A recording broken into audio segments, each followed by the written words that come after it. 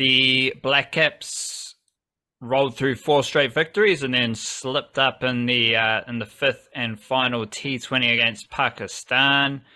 The White Fern sweep For Pakistan.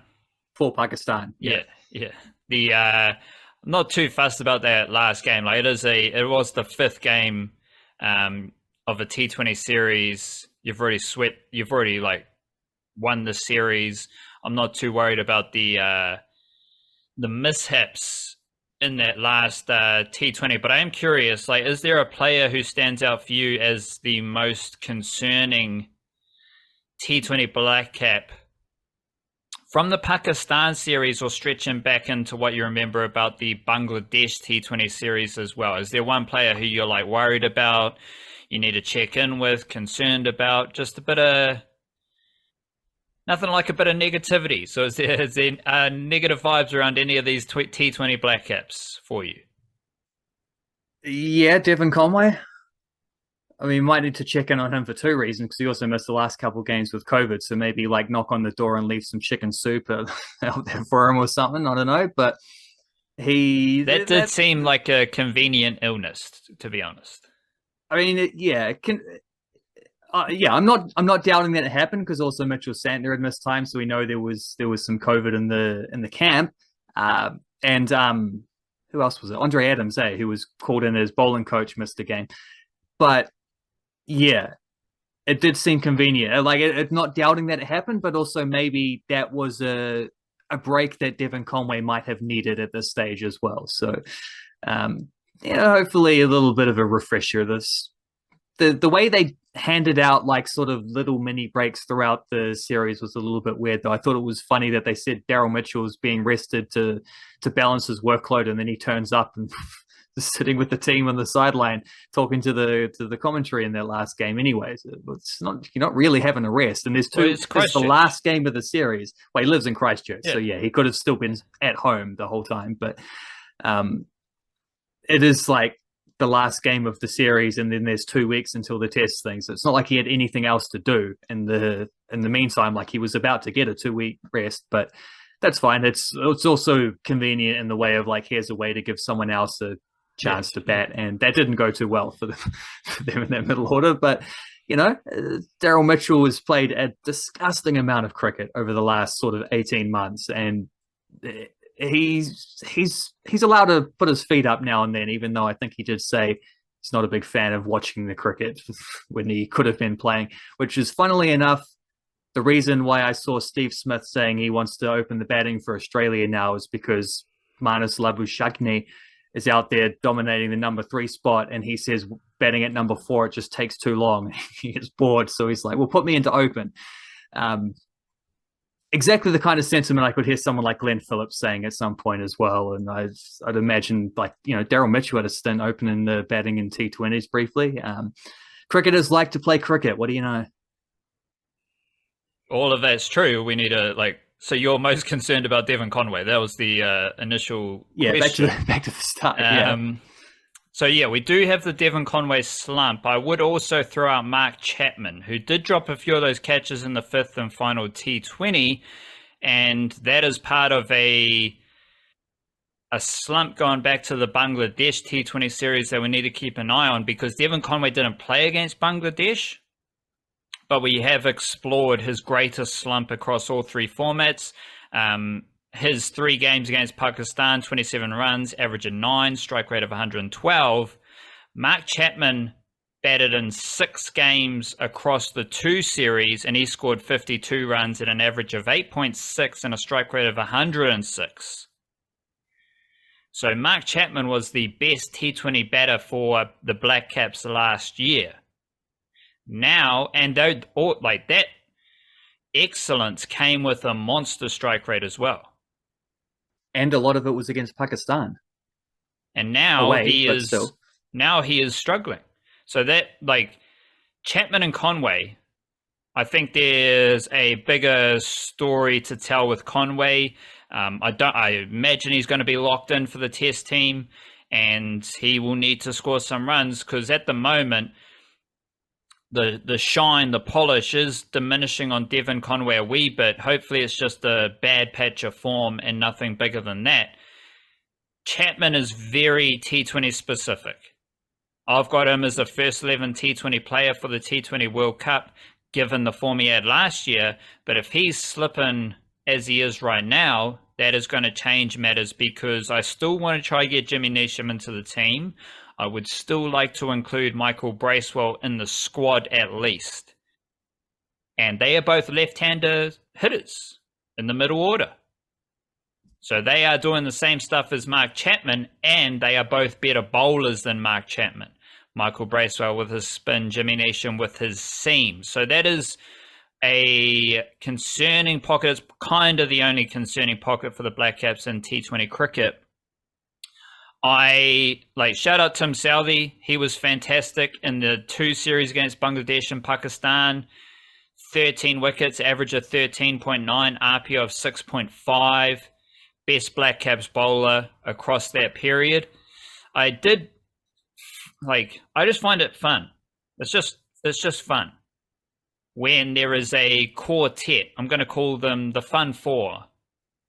Niche case, we probably need to make it funky, so we'll go Funky Four. Finn Allen, Daryl Mitchell, Glenn Phillips, Mitchell Santner. Like, you can take out Cam Williamson, take out Tim Southee, Ish Sodhi, Lockie Ferguson, Adam Milne, Devon Conway, Mark Chapman, any other cricketer you want, take them all out and just say, we got these 4 lads as our Funky Four for the T20 World Cup and our T20 outfit. That's pretty good.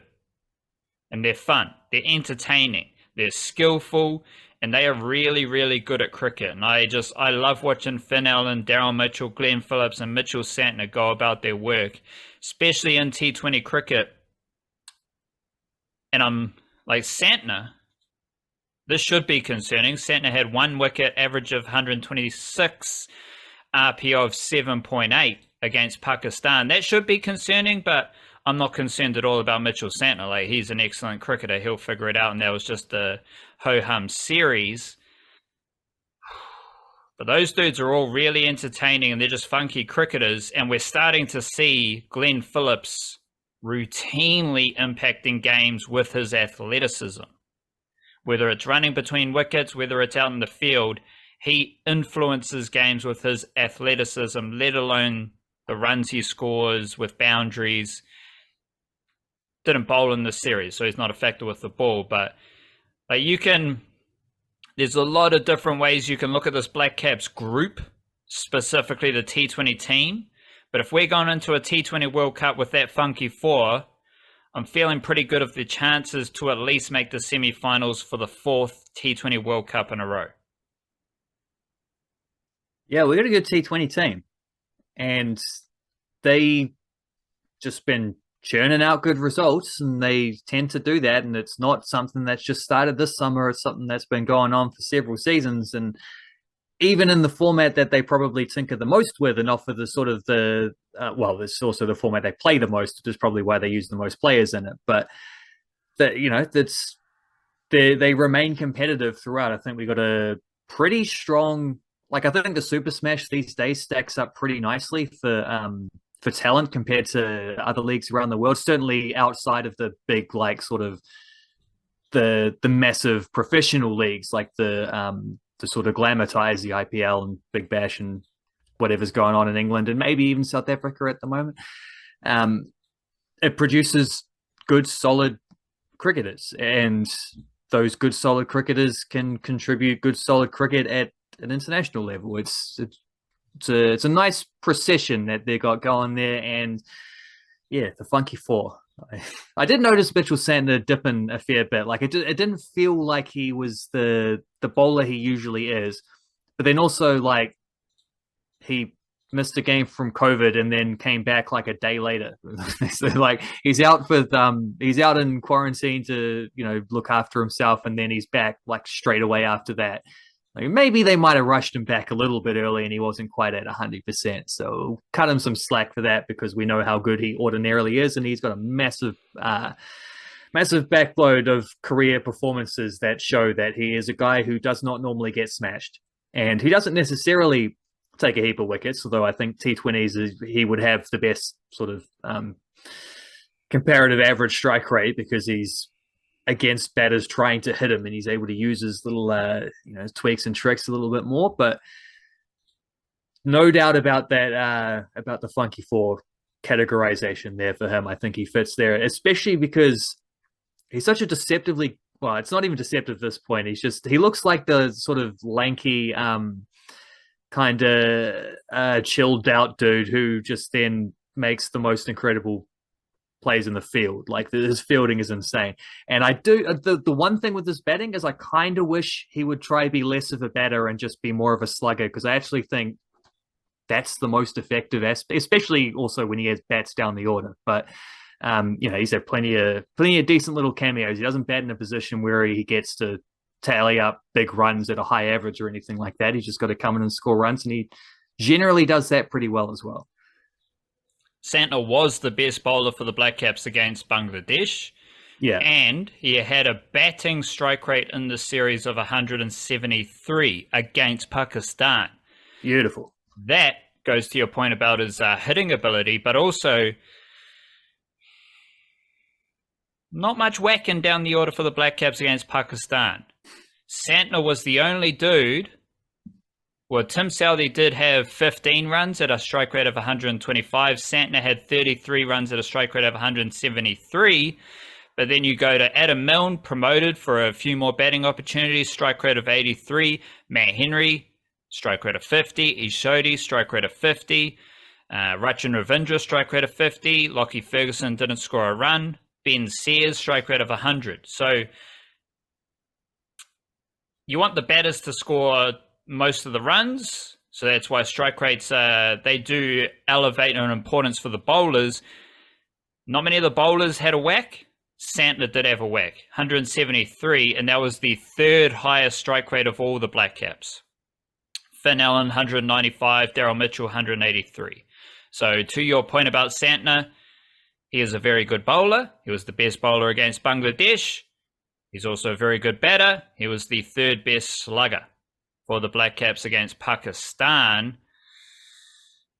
And to your point about the skillful bowlers, there's two things here that I want to kind of extrapolate out from the Blackcaps and into the Super Smash. Mitchell Santner, for example, he's got his lefty spin and he's got the delivery that just swings into the right-hander. In the Super Smash, that is what Ajaz Patel does. It's what Jaden Lennox does very well. And they are probably the best two spinners at it.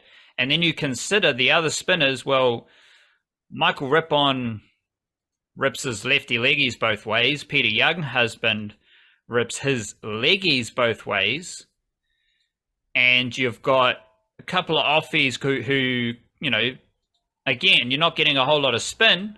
So you need to go about pace variations and angles and tricks like that. So, the other one is Louis Delport, with the lefties. He's also got the delivery that moves into the right-hander. Fran Jonas also has that skill set. So just in your left-arm spinners, most, if not all of them, can move the ball both ways. One way through conventional lefty spin, the other way through more of a seam up, swinging into the right-hander variation. And then you've obviously got other spinners who are very skillful as well. But then you go to the seamers, and I'm thinking, the thing that I love about Ben Sears as a T20 bowler, and the thing that I think makes him very effective in T20 cricket, because he is a very good T20 bowler with a T20 international average of 20 and a T20 average of 20. So Ben Sears is pretty good at T20 bowling. What does he do? He's got a very wild action and he slams forward in the delivery motion. So it's very difficult to know whether that delivery is coming at 150 kilometers an hour or 120. Because everything is the same, whether it's a variation. The only thing that's going to change is how he releases the ball, whether he rolls his fingers over it, maybe it's back of the hand, whatever variation you're going with. But because Ben Sears bowls so fast and he is so wild, all of that can hide and mask his variations. Now, when I go through the best bowlers, especially the young seamers in Super Smash, they have a very similar method. Will O'Rourke just bowls heat, to be honest. Like, he's just coming in, he's steaming in, he's bowling a heavy length, bit of nibble into the right-hander. Again, very skillful because he's moving the ball into the right-hander. Nathan Smith is a bit more classical, but again, he's got good variations. The dude who I think about, though, is Zach Folks, because what does Zach Folks do? He slams forward. And what am I meaning when I say slam forward? I'm thinking slamming the front leg down, slamming not your bowling hand, your other hand, your front arm, slamming that down. So you slam your front leg down, you slam your front arm down at the same time, and everything's very fast and aggressive. Nothing changes in the delivery motion except for the ball and the variation. And I also think that is something that is very evident in Christian Clark for Northern Brave, who hasn't had a great Super Smash, but he's got a similar style. And someone who didn't play a lot of cricket in the Super Smash this summer was Matt Bacon for Otago, another very good Super Smash seamer who has the same style. Slamming down the front leg, the front arm, but you don't know if it's a variation or on pace on. You can go like Lockie Ferguson, Adam Milne. What do? They bowl fast. So what happens if they don't bowl fast? It's a change-up, and it's a very effective change-up. Why are Dunru Ferns and Bevan Small successful? Well, they bowl a heavy ball, they hit a hard length, and they have change-ups. Logan Van Beek, incredibly skillful bowler. Dutch international, great cricketer, fantastic catch yesterday. He's got all the tools, all the tricks. Ben Lister, we've talked a lot about. He has a very unique package as a left-arm seamer. And if you can deal with that movement away from the right-hander, he's coming at you with a change-up. It's, I think a lot of the older players are very skillful. You would expect that, like a Tim Southey, Lockie Ferguson, Adam Milne.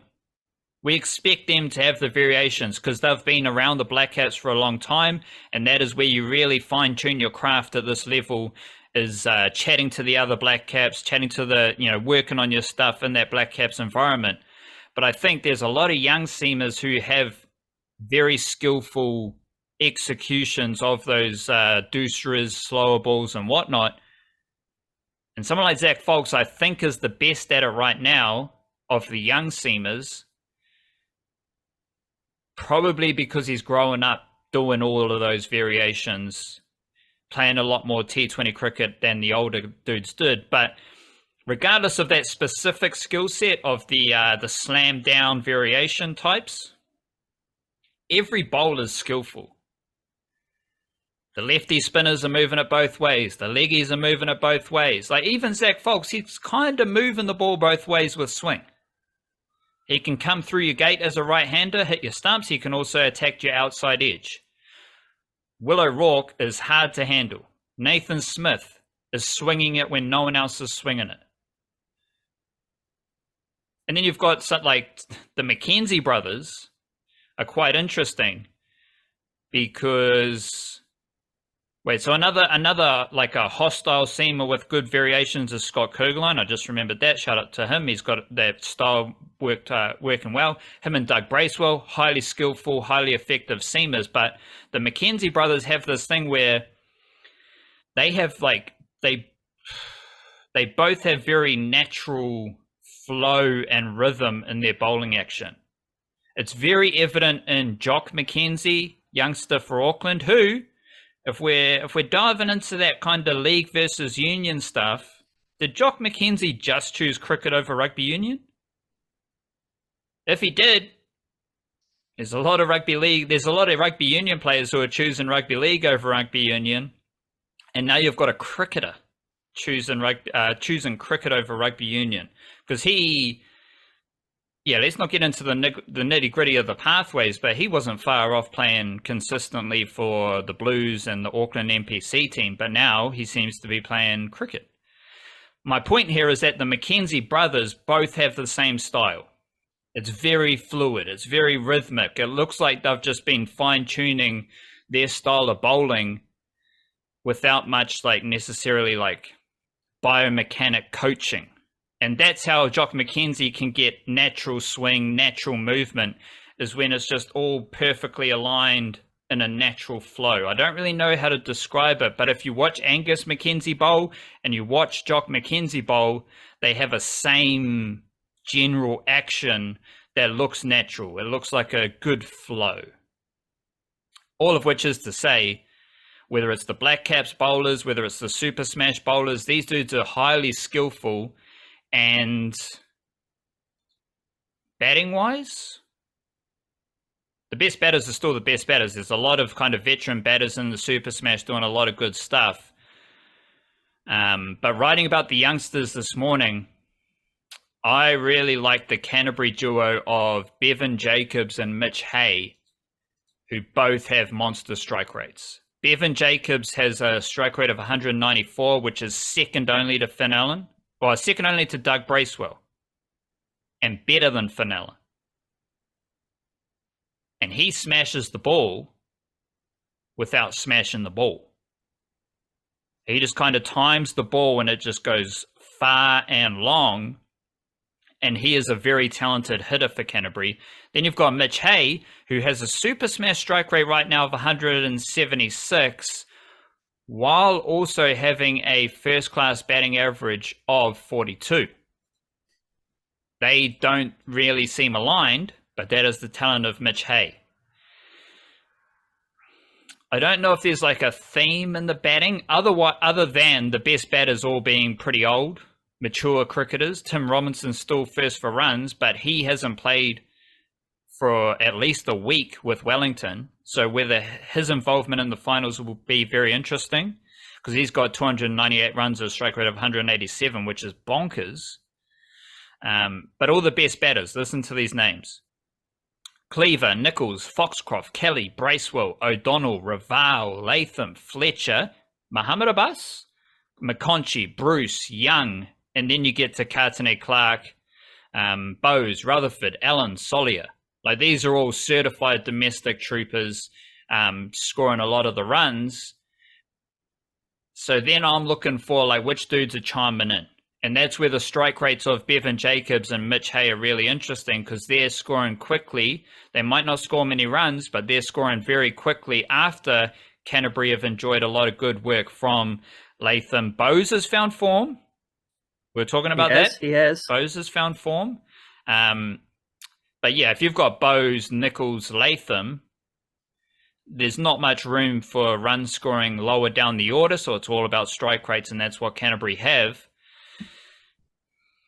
And if you're Auckland, well, Auckland are going to have, they've got Robbie O'Donnell in, as I think he might be the third best current New Zealand T20 batting average behind Foxcroft and Devon Conway.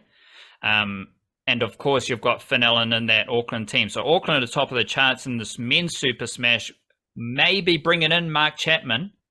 Hopefully he can find some form, as well as Finn Allen, Lockie Ferguson, and a similar vibe for the Wellington woman. Sophie Devine played for them yesterday. So suddenly you've got Sophie Devine, Amelia Kerr, Lee Kasprick, Jess McFadgen, Jess Kerr. Like, Wellington are going to be extremely hard to beat. Georgia Plimmer, another fantastic youngster in hot form for the Wellington Blaze. I could keep going, but I'll let you fire up here.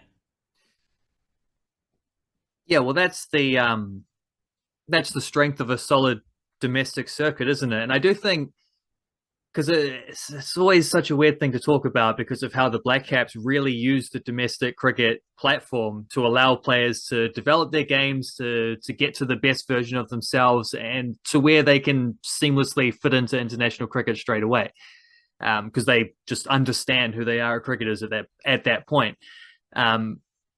However, the White Ferns do the opposite and take players out of domestic cricket and then expect them to just make the jump without having had those sort of formative years. And it is something that I think has been a lot better this season because you do like when you do have the Super Smash and it's visible and there's sponsors involved and they've fully integrated the women's and the men's competitions and all this good stuff that just gives us this like sort of month of a spectacle of cricket, which is great. And I think you've seen some of the players who have now, like Georgia Plimmer's probably the best example of someone who had that initial like White Fern's development boost, which is not a boost, which is just chucking someone into international cricket before they're ready and ahead of other players who kind of deserve it, and therefore discrediting your domestic system.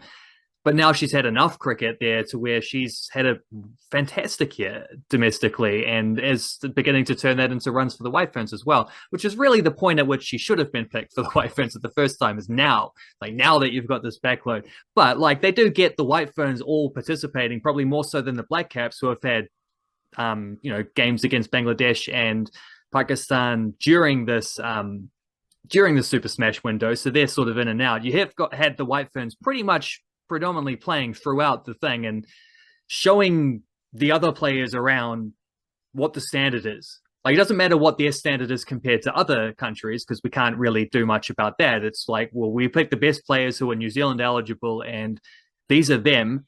How can you compete against them? And generally those players are still dominating. Like the run charts saying the same things and the wicket takers and whatever.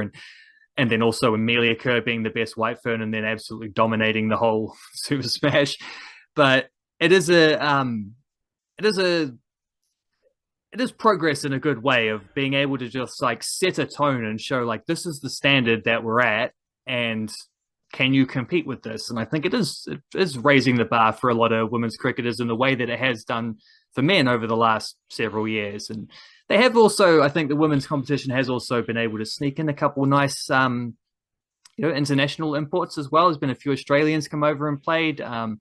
Chamari Atapatu, who from memory was the one who absolutely demolished the White Ferns when they went to Sri Lanka. Who was it? One of the Pakistani players stayed on and played for Canterbury as well for a few games. Like there's been some nice little nice examples of that as well, raising the standard by showing an international flavor. But I don't know.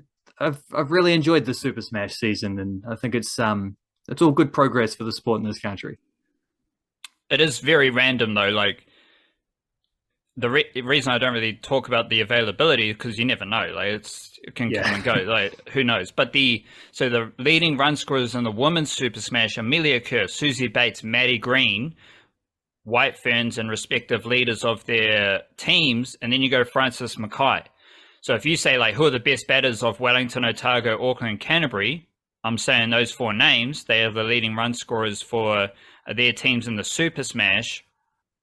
And I did write in our newsletter yesterday, Kate Anderson was excellent last season in Canterbury's championship, fell away this year. Also, Canterbury lost Amy Satterthwaite, which is a big loss. But if you go, she's a White Fern, and she is second for runs in Canterbury. Hannah Rowe is second to import Holly Armitage for runs for CD. So you go batting, and you're like, okay, let alone Georgia Plimmer, and you're like, okay, a lot of the White Ferns are leading the run scoring in the women's Super Smash, which is what you want to see. You want to see the best players dominating, and it's happening. You got Amelia Kerr, let's shout out her. She's the only player with over 400 runs, and she is the only player with 20 wickets. So she is in a fantastic little spot of Super Smash dominance, and she is the best player. Now they welcome back Sophie Devine, so that, maybe Wellington Blaze are going to win another Super Smash championship in their Super Smash dynasty. But then, so these are the leading wicket takers in the Super Smash: Amelia Kerr, Lee Casper, Marama Downs, Emma Black, Sky Bowden, Leah Tahuhu, Fran Jonas, Atapatu, Eden Carson, Mayer, Jetley, Asmussen, Watkins, Sullivan, Watkin, Mackay.